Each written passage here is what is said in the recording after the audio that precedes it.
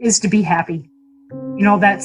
That's been the number one thing I think that I've had to learn and relearn as I've gone through this journey. And that's that being yourself and being happy is the most important thing.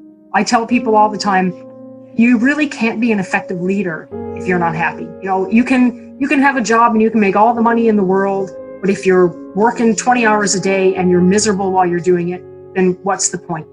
There has to be enjoyment to life, and finding things that make you happy and doing jobs that make you happy are part of that. And when you get to that point where the job doesn't make you happy anymore, then you really have to look at yourself and decide if it's time to move on to do something else. Along with that, when you talk about being happy, it's remembering all those other pieces of you. That, you're not just a job. I'll finish it with a bit of a yoga piece, and that's that there's a documentary on Netflix which is called On Yoga.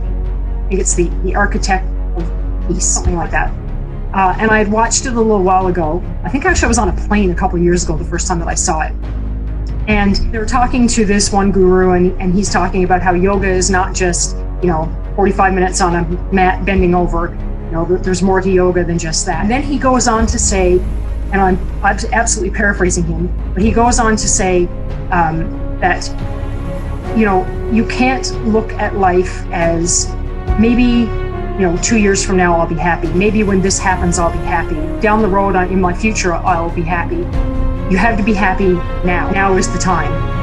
Being happy all the time with what's going on. And in terms of a global pandemic, that again, one of those lessons that I've had to repeat to myself, which is you can focus on all the negative, and the more you focus on negative things, the more that everything seems to be negative, the more difficult it will be to find anything good. If you focus on the good that's out there, then life becomes a whole lot more enjoyable.